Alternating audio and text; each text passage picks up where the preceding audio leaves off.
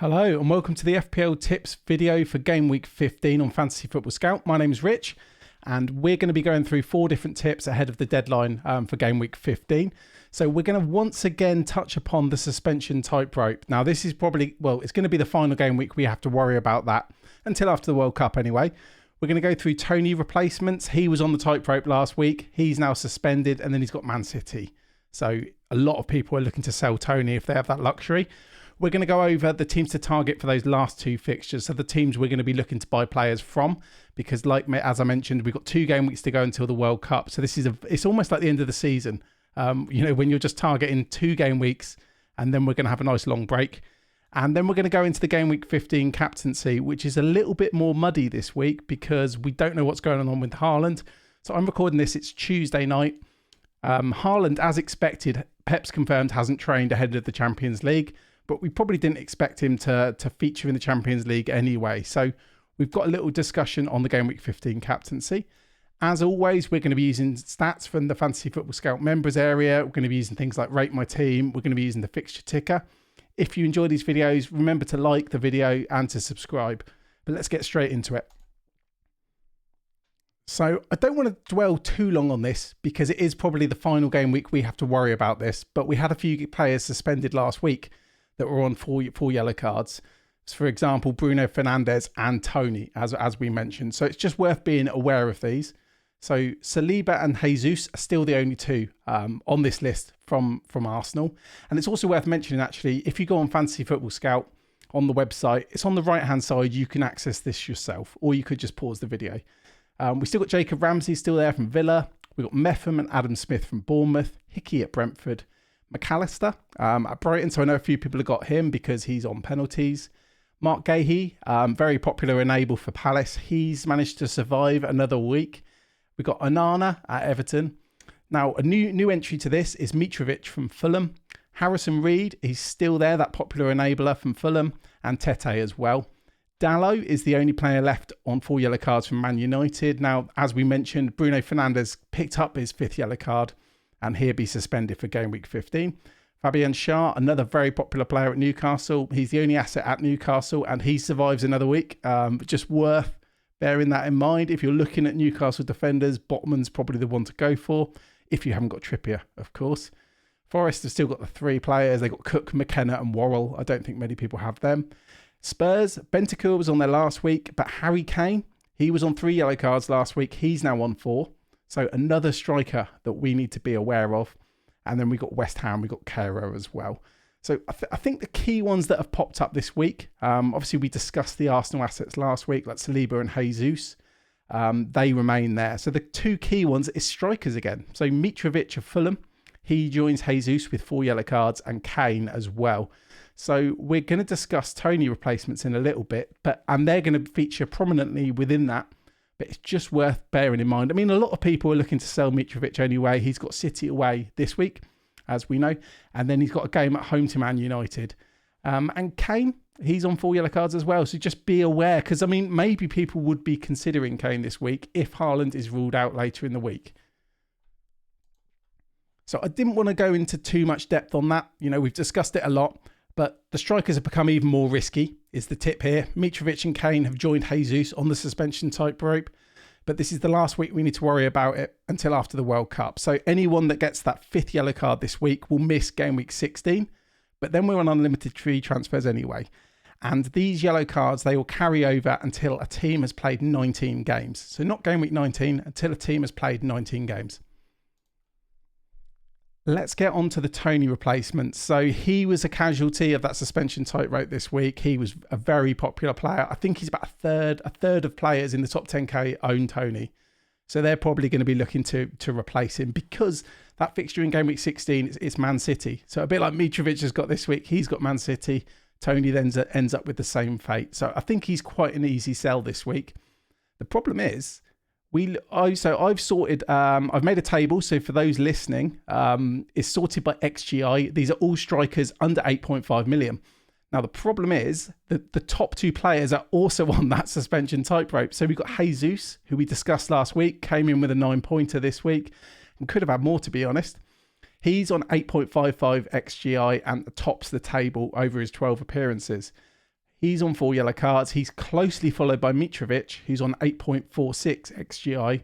A lot of that has been propped up by penalties. So I would say Jesus is clear of Mitrovic, and I think Jesus' fixtures are slightly better. So you could look at those players. If you can avoid that yellow card this week, I think Jesus, despite having, you know, a tougher fixture, I would quite fancy that. But you're moving off Toney onto another player on 4 yellow cards, so you could end up with the same question next week. I mean, maybe we'll be doing a video of best Jesus or best Mitrovic replacements again. So if your rest of your squad's quite good, maybe you could have the luxury of doing Toney to Jesus. But I think there's a standout player, and after his 19 points this week, we've got Callum Wilson. He's just behind. So Toney's on 8.16 XGI. He's played an extra fixture compared to Jesus and Mitrovic. And he's actually played 4 fixtures more than Wilson, who trails him in 4th place at 6.64 XGI.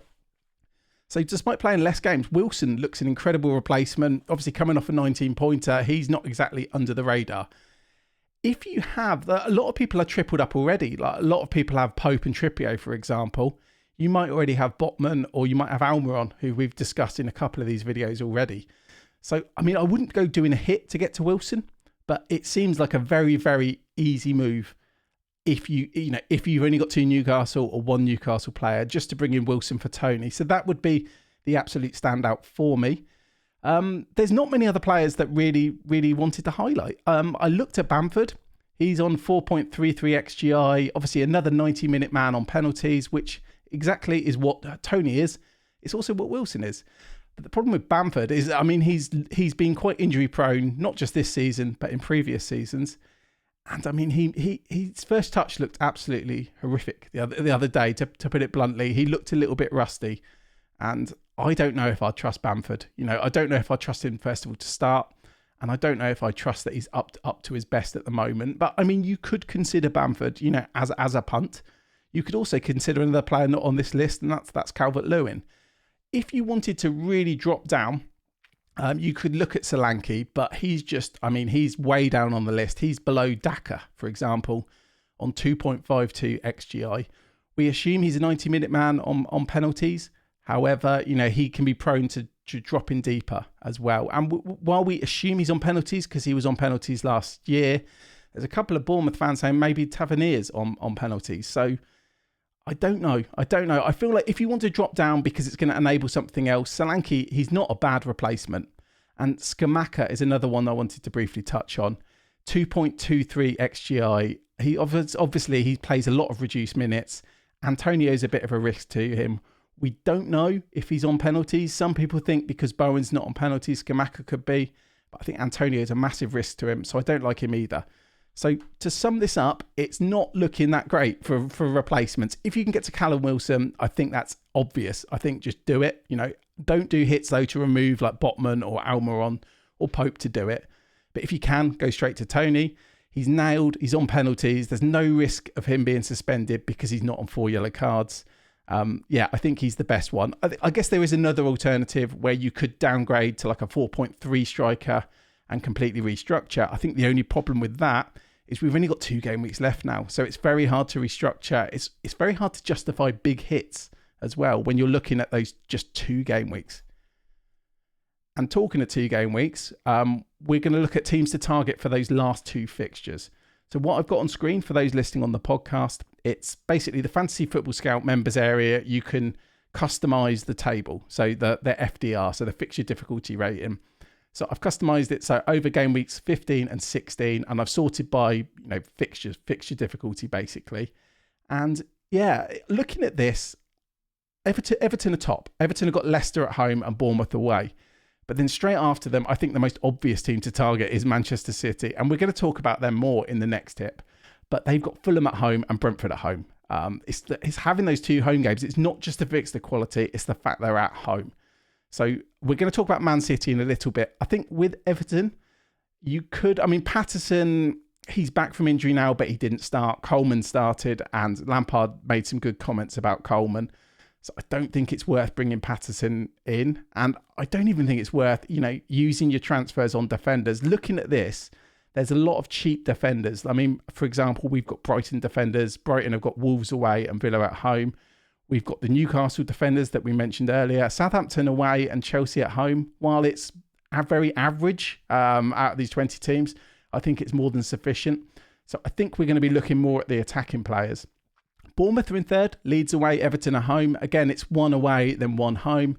That's why Solanke, could be a replacement for Wilson. Then we got Brighton, again, Wolves away, followed by Villa at home. Again, I think it's going to be the defenders. Now, Trossard, he's obviously trolled a lot of people. He scores when you don't expect him to. He scored in, the most difficult fixtures he's got, including that hat-trick against Liverpool.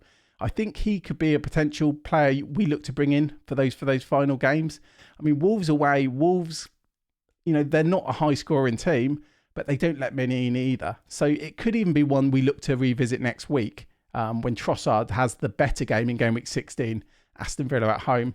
Man United are very popular at the moment. A lot of people are talking about them. The problem is Dalot is obviously on 4 yellow cards. Bruno Fernandes is suspended. Also, both of their games are away from home. So they're away to Villa and away to Fulham as well. So I think I'd want to be looking at teams that have two home games. And right below Man United, there's 2. So there's Forest, Brentford at home, Palace at home. I don't know really who you can go for here. Now, Henderson as a goalkeeper, you're probably not going to be doing a goalkeeper transfer. And what's going on with the strikers? I don't know if Brennan Johnson or Awinowi are nailed. They could be great options again, but I just don't know what the minutes are going to be like. So I'd probably avoid them. I'd prefer Solanke to go in for a Forest striker. Then we've got West Ham. They've got 2, really good home fixtures. So Crystal Palace at home and Leicester at home as well. Palace are pretty poor away from home. Leicester, while they've improved recently, I'd like to have some West Ham assets if possible. So I know people have got players like Zuma, brilliant pick. You might play him in both weeks. And Bowen, if you've held Bowen, last week the site obviously crashed. You might still have Bowen. I think despite the fact he might not be on penalties and the quote suggests he's not going to be on penalties, I'd still, I'd really be happy with having Bowen. And in fact, when we mentioned Trossard earlier, I feel like Trossard against Bowen is an interesting conversation. And because West Ham have 2 home games, whereas Brighton only have 1 home game, I think I'd favour Bowen over Trossard. Newcastle, Southampton away, Chelsea at home. I think they're brilliant. Get 3 if you can. Don't do hits to do it. Don't remove any to rejig them. But if you've got the defenders, perfect. If you've got attackers like Almiron or Wilson, absolutely perfect as well. I just wanted to finally touch upon Arsenal before we move on to the last segment. So Arsenal got Chelsea away, who obviously Chelsea lost heavily to Brighton at the weekend.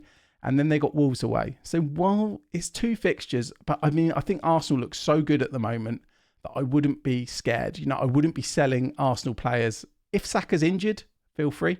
But I'm going to be holding on to my Arsenal assets. I think they defy the fixtures with the form they're in at the moment. So we're going to move on now. Well, we'll just sum that up. So there's 2 game weeks to target. Man City, we didn't talk about them that much there. But the tip is to triple up on Man City. Wait and see if we get any leaks on Saturday and don't be fooled by the Arsenal and Newcastle fixtures. So, yeah, let's just get straight into the captain and you'll see why I keep mentioning Man City.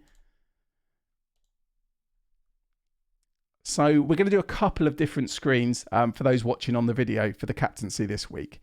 So we've got on the screen, for those watching, it's the Fantasy Football Scout Rate My Team. So that's the projected points for all the assets just for Game Week 15. Now, obviously, there's a lot up in the air at the moment because we don't know what's going on with Haaland. And Man City players, because Pep's notoriously difficult to predict, the minutes might be a little skewed here. But I think what's key is we've got Haaland is still top at 7.92. If he plays, I think he's the clear captain. Then it's followed by De Bruyne at 6.27, Cancelo 5.30, Salah 5.21. Then we've got Foden at 4.92, just ahead of Kane. What's interesting here is the obvious thing here is Man City are absolutely dominating the Rate My Team tool. And because we might get some leaks nearer the deadline, we could potentially up the minutes for Man City players and be more confident that players we bring in are going to play. So I think the captaincy discussion this week and what this highlights is going to be Man City. So what I decided to do was actually put together another table for this segment and not just rely on the Rate My Team tool this week. So what I've done is I've created a table for Manchester City assets and I've sorted by XGI. Now, no surprise, Haaland is top, 11.67, just ahead of De Bruyne, who's, I mean, quite a way behind with 7.81. And De Bruyne has played, obviously, an extra game or featured in an extra game than Haaland as well. What's key here, and I mentioned briefly on it last week comparing De Bruyne to Salah, is while De Bruyne's XGI is almost 8, 5.5 of that is assists. Only 2.37 is actual XG for De Bruyne. So on average, over the season, he'd be expected to score 2.37 goals.